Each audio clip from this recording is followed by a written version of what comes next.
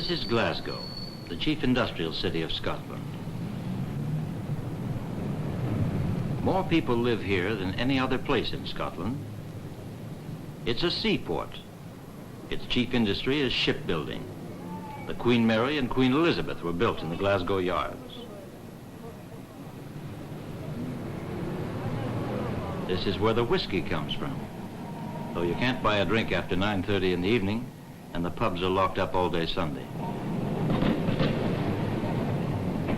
This is the place where people work hard for a living, when there is work. They've had more than their fair share of bad times here.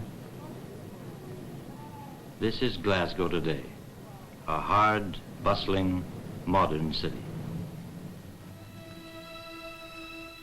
There is a part of Glasgow, however, which echoes another era, a time gone by, the 1890s. These are its marks.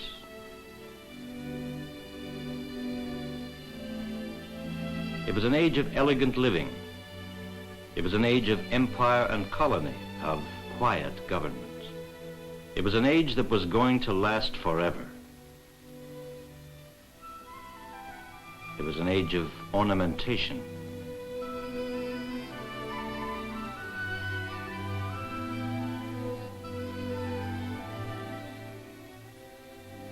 It was an age of rigid class distinction.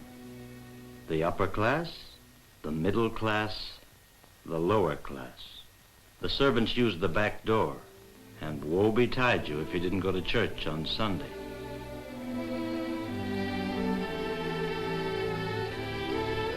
And into this age was born a man who, in spite of himself, would help to destroy it. Into this house, in 1895, was born Sir George Macleod, son of a baronet, educated at Winchester and Oxford, member of a distinguished Scottish family, clergyman. It was an agreeable age for the privileged, but it was an age which was soon to end. With the beginning of the 1914 war, it disappeared forever.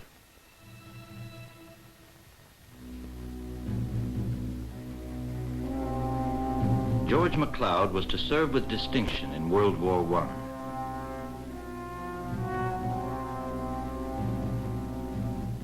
But the land fit for heroes which he fought for never materialized.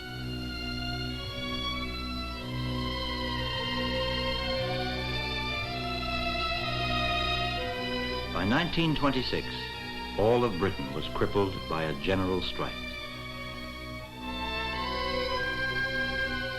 Glasgow never recovered.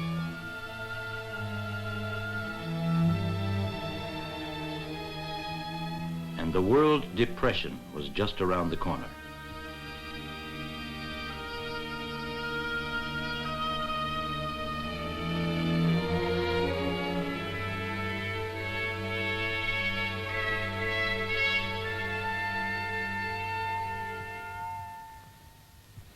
In 1930, I'd been the minister of our West End fashionable parish in Edinburgh.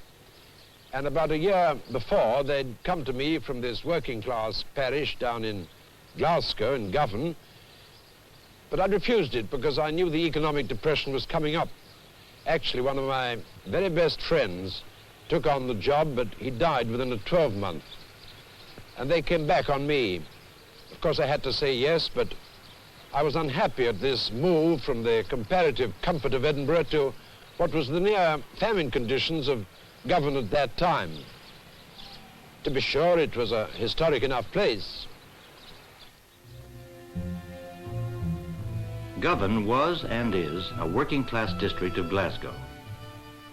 Its churchyard has been a holy place since ancient times.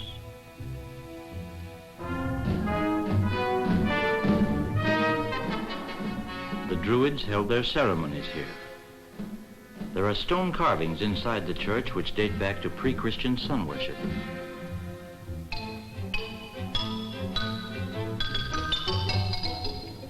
"400 years ago, tombstone carvings warded off the devil and recorded a man's occupation.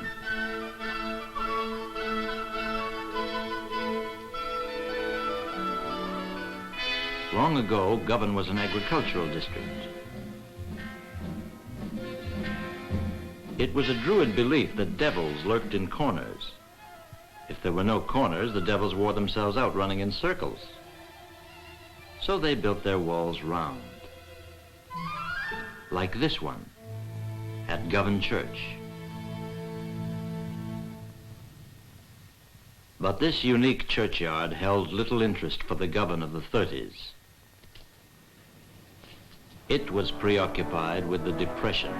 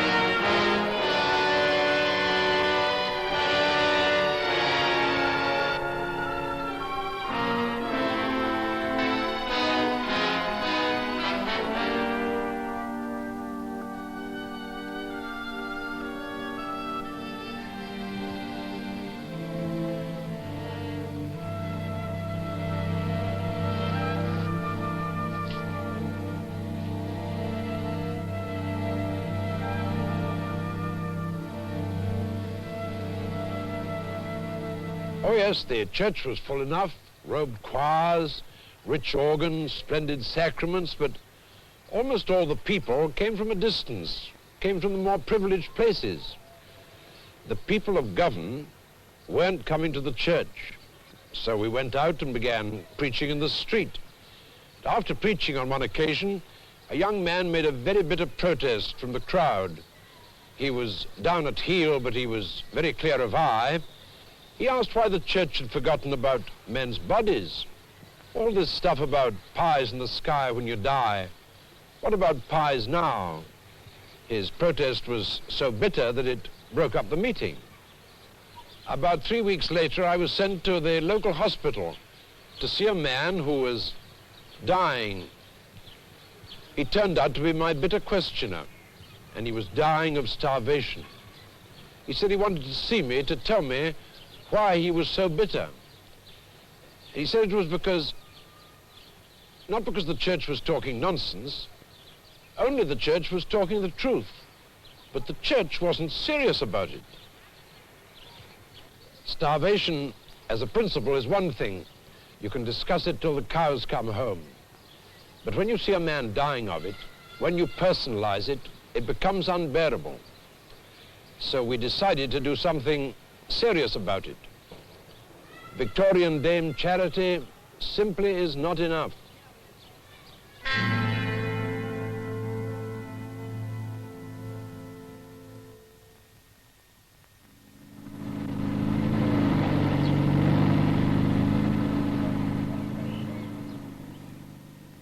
About 9 miles outside Glasgow stands an old mill.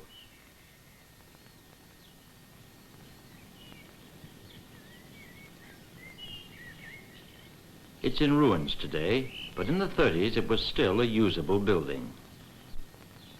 George Macleod bought it and arranged for groups of unemployed from his parish to turn it into a place where they and their families could have a short holiday. Here they might have a breather from the slums. It was really just another act of well-intentioned charity. But something unforeseen came out of this particular venture. Not charity, but working together.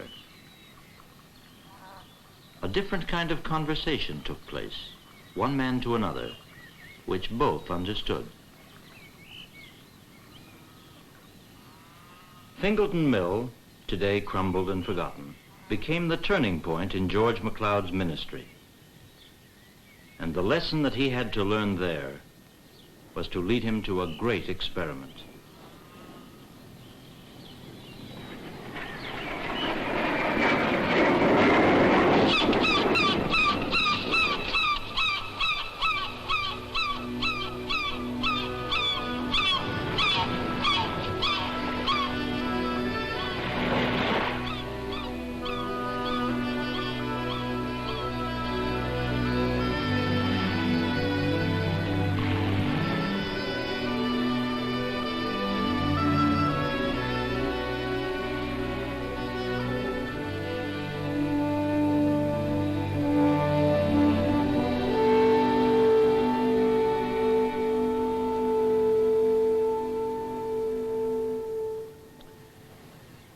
And so we came to Iona. I wonder if it's down that very tower that the story occurred of the old monk. You remember he was coming down the stairs and he slipped and threw out his hand to catch the nearest rope, and turned out to be the bell rope, and the bell rang. Well, I sometimes think that at that old mill, the bell rang for me. I knew the church had slipped. These men didn't go to church. They'd no use for the church. They weren't disrespectful, but they just said they hadn't any use for it. No for the likes of them, as they said. And the divisions of the church upset them too. But somehow, as we walked there and talked, and as we worked together, I realized we got far further than when we were just talking with them, and much further than when we were talking at them. And you know, at that mill, the bell rang. What about a permanent community of ministers and craftsmen, working and worshiping together, walking and talking together? And the bell chimed, Iona.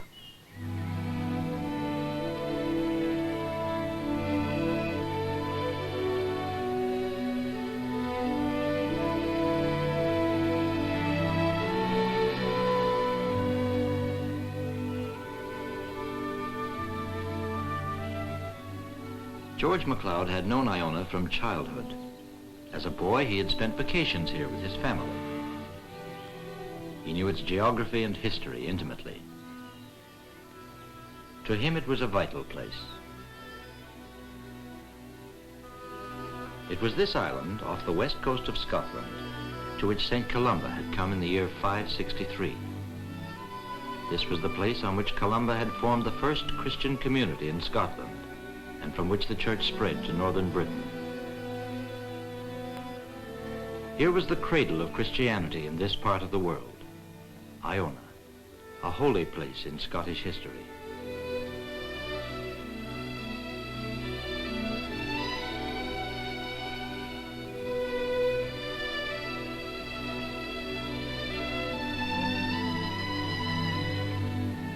Here lay the ancient kings of Scotland. Macbeth was buried here.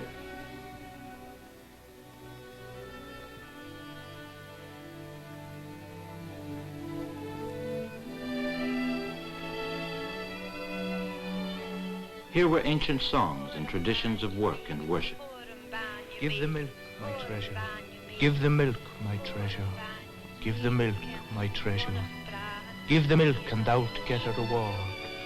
Bannock of quern, sap of alewort, wine of chalice, honey, and the wealth of the milk, my treasure. Give the milk and thou'lt get a reward. Grasses of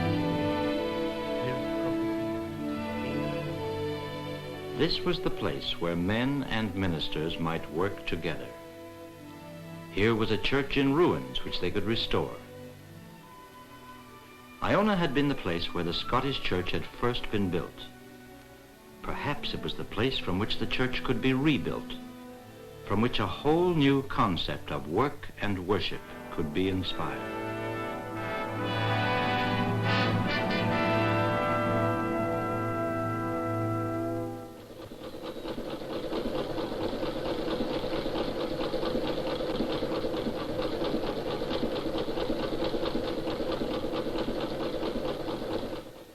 The first group that Macleod persuaded to go to Iona consisted of 12 men. Their prime objective, to build huts in which to live, then to rebuild the ruined abbey, and at the same time to found a new Christian community. After 2 weeks of being there together, they weren't even on speaking terms. Anywhere else, that might have been the end. They'd have packed up and left. But here, the geography of Iona took over. They were unable to leave the island. But more than this, these 12 men discovered they couldn't do this job alone. They realized that the success of their venture depended on more than their own efforts.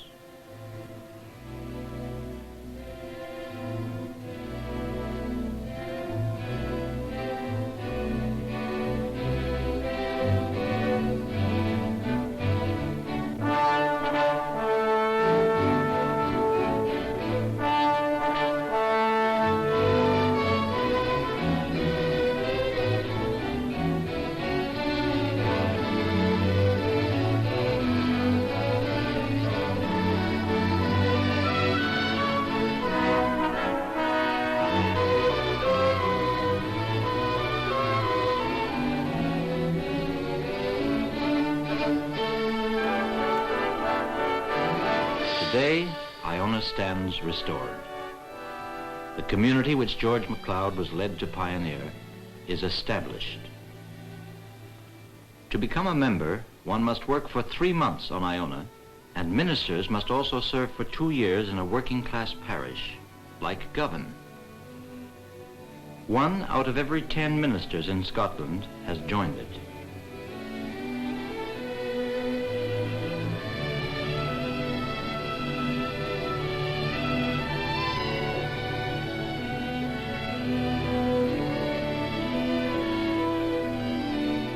Iona has become an internationally known experiment. The most recent addition to the Abbey is this statue. It is the work of Jacob Lipschitz.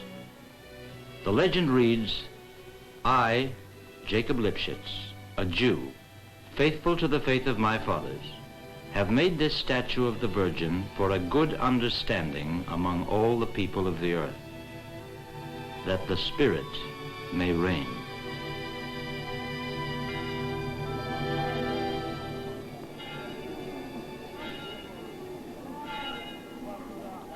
On the average, 500 people a day now come to Iona during the tourist season. They come from all over the world.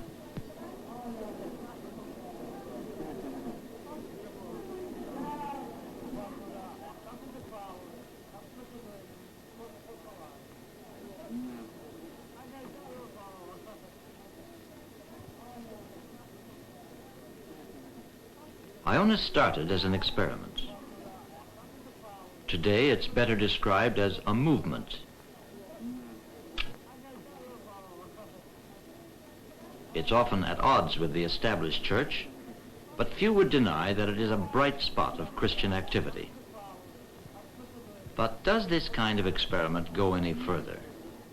Does it have meaning for anyone else? Sometimes I think that decay and recovery is the whole history of the church. Indeed, there's an old saying that there's a major reformation every 500 years. For instance, when the Roman Empire was collapsing, many thought that the church must collapse too. But no, along came Martin of Tours with his great Celtic revival. And in these parts, we think of St. Columba as part of that, coming to Iona just after 500 AD. In time, down came the Dark Ages. And some folk thought that the faith was smothered for good. But no, the great medieval synthesis came along. This we associate with the coming of the Benedictines to build these great walls. Up shot the Gothic like a flight of arrows. And that was just after 1000 AD. In time, of course, that became a scandal, as everyone knows, but the Reformation saved the day. And that was just after 1500 AD. And I really believe we've come now to a time of Reformation again. After all, we're just coming up to 2000 AD. It's not the scandal, it's certainly not a dark age, but all the Reformation patterns have got broken. But we're on the edge of a new Reformation. Perhaps it's going to be the biggest Reformation of them all. A Reformation in modern terms. A new descent of the Spirit.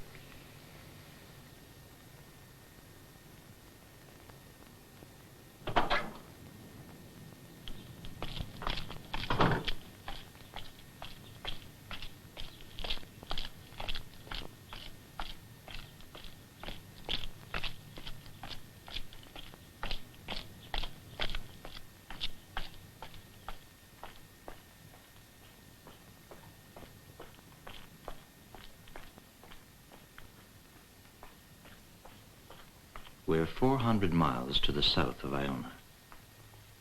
The time is 5:30 in the morning. We're in the Halton district of Leeds, an industrial city in the north of England.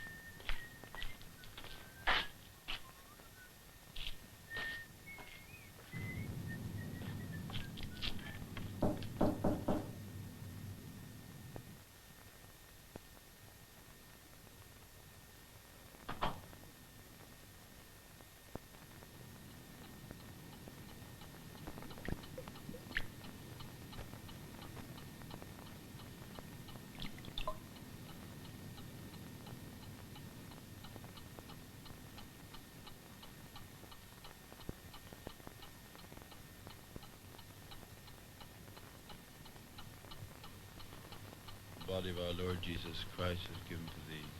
Preserve thy body and soul into everlasting life. Take, eat this, remembrance that Christ died for thee.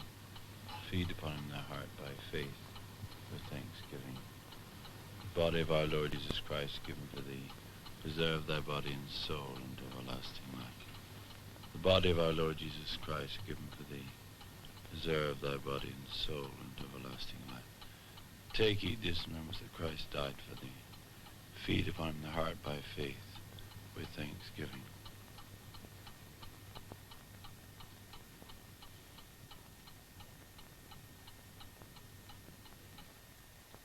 This is just one house in Halton. There are 70 others like it where the church meets every day of the year.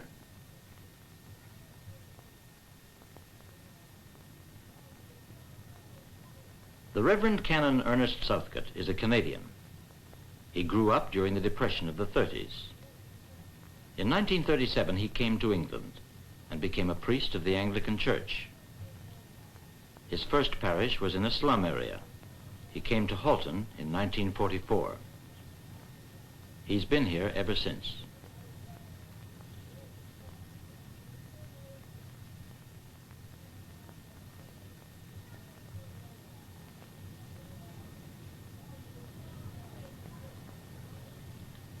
The north of England is part of the industrial history of Britain. This area saw the beginning of the Industrial Revolution and still shows signs of those times. People flocked into towns and went to work in the mills.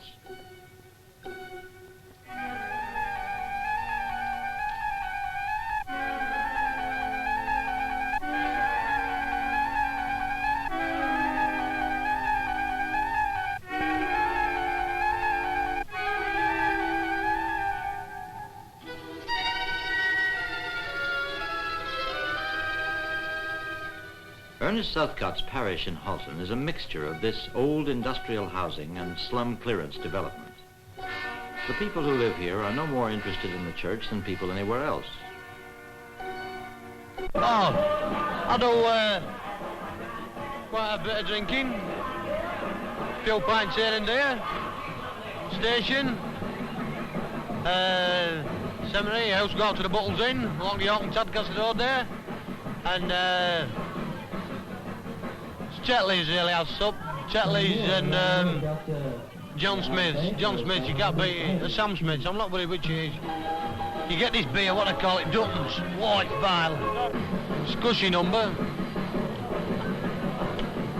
I don't do much really, you know, just play rugby on a weekend. And we got laced a couple of weeks since like 54-2. I play for the Market District Boys Club, and I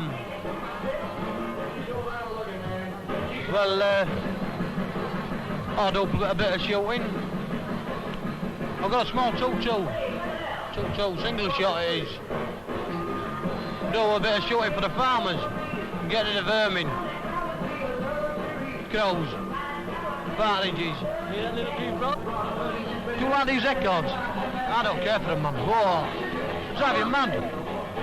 Well, I was saying, I always get bread regular, like, you know, every day. Must be in the headmaster's office, like, you know, and once in the morning, once in the afternoon. Used to have an assembly, as they might call it, you know. Everyone gets together in the hall, like, sings hymns and all that sort of rock, and don't care for it at all, and I like the women. Give me a woman, I'm chuffed. And I get a young lovely and I'm chuffed, man. I used to go with a lad like he had a car. Used to get out with a young lovely in the back. I'll be chuffed all night, man. Well, I've got a motorbike, like, you know, and you can't really get a young bird on the back of a motorbike, like, can you? Especially if it's raining. If it's raining, you've had it. You have to sit in the house, like a set of dummies. Oh, it's horrible.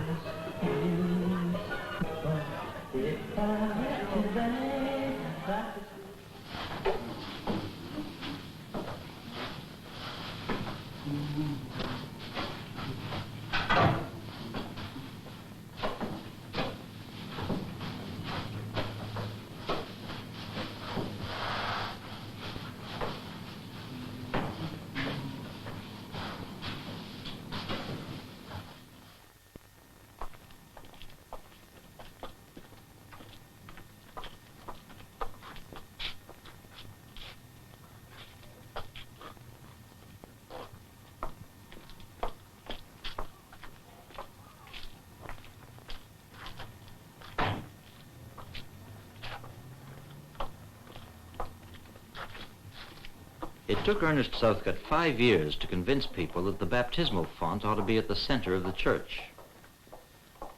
He disliked baptism being an isolated ceremony, performed in an empty church, with only the parents and friends present, and often nothing more than a social event.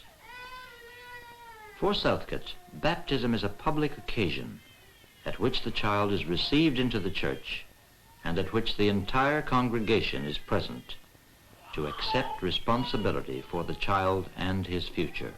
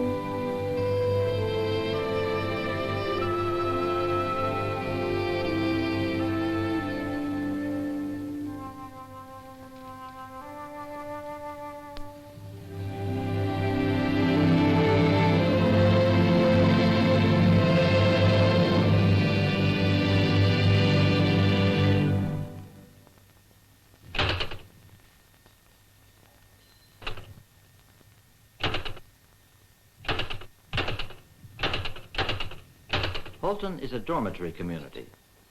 Most people there work outside the parish. Alfie Gough is one of them.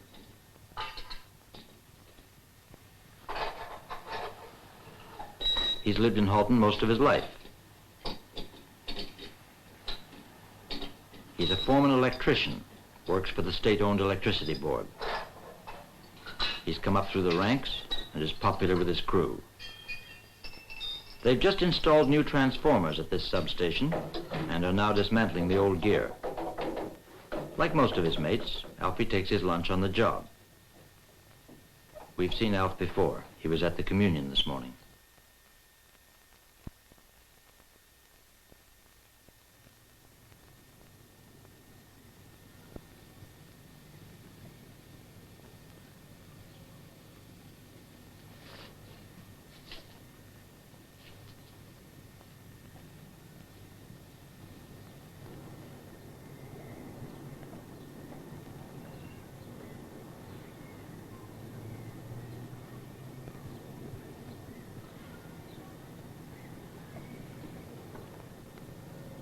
Dougie Gabb was also at the communion this morning.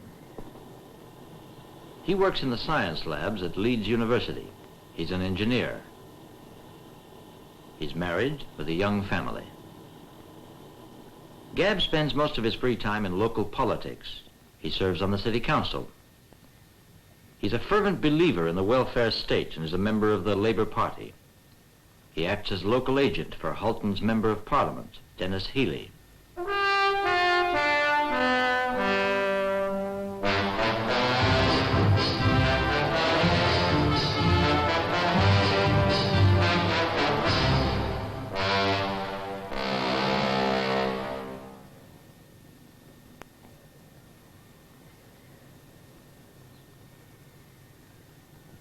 Ernest Southcott's a close friend of Denis Healey and Dougie Gabb.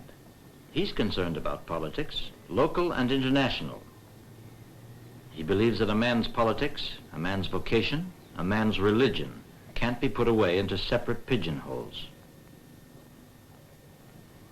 It's this realization on the part of the Christian that politics, what is going on out in the world, is all part of the environment in which the Christian is to discover his vocation. It gives meaning and purpose to what goes on in the church building. For the church does not exist for itself. The church exists for the world.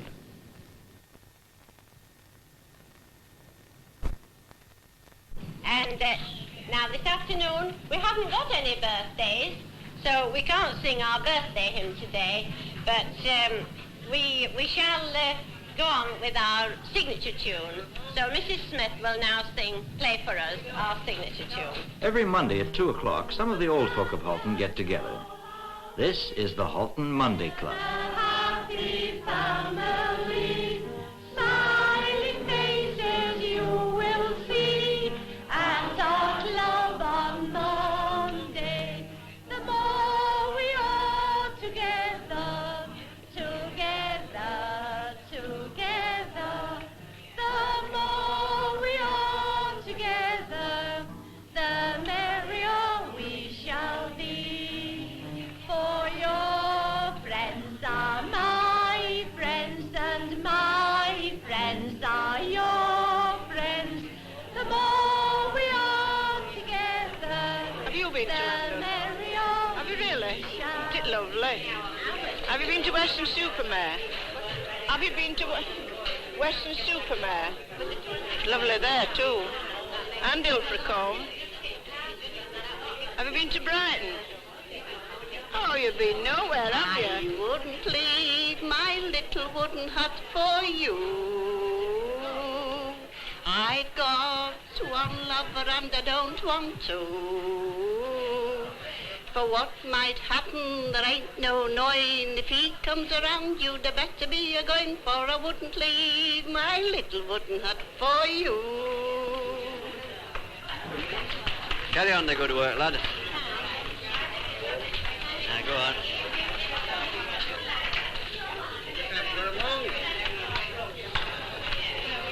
Oh, wait a minute. That's it. Now then.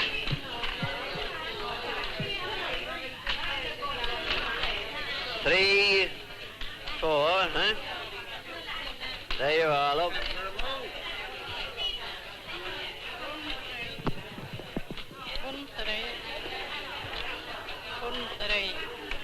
Two.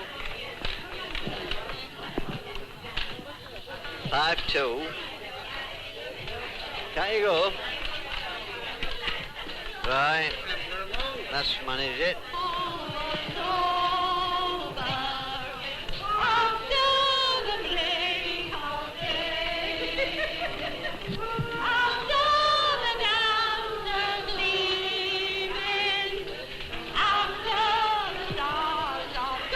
Don't you go to church? She won't speak at all, will she? Milk's run dry, missus. Cows run dry. Well, milk it.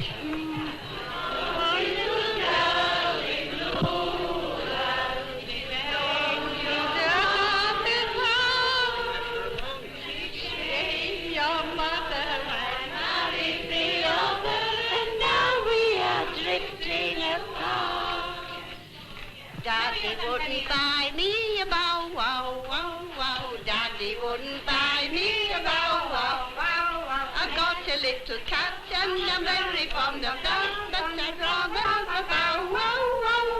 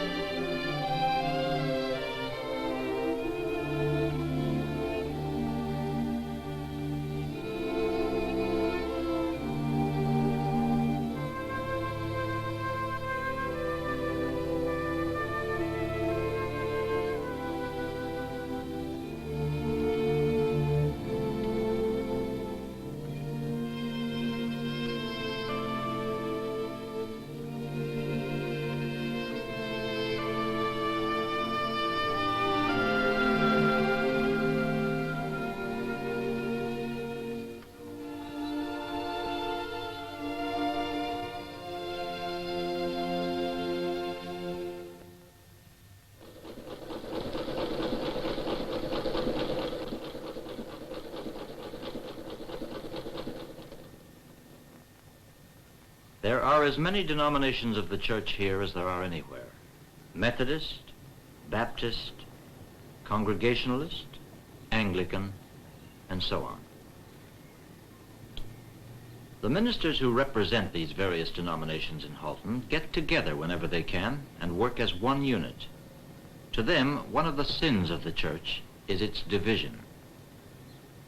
New apartments have gone up in Halton recently, bringing more people into the area. The ministers here feel that the newcomers ought to be welcomed by the church as a whole, rather than by competing denominations.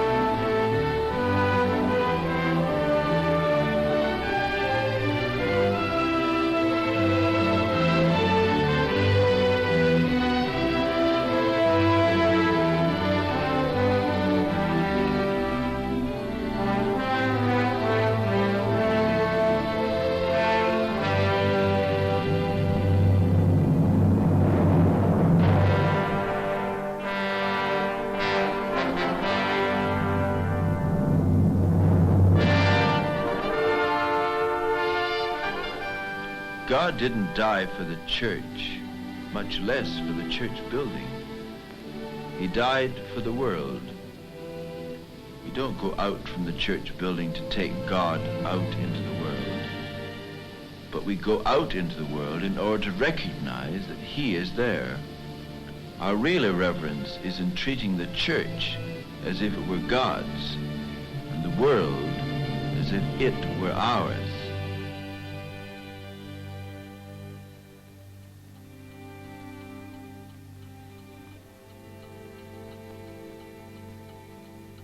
Blood of our Lord Jesus Christ, who shed for thee, preserve thy body and soul unto everlasting life. Drink this in remembrance that Christ's blood was shed for thee, and be thankful.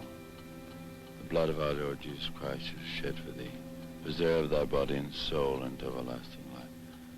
Drink this in remembrance that Christ's blood was shed for thee, and be thankful.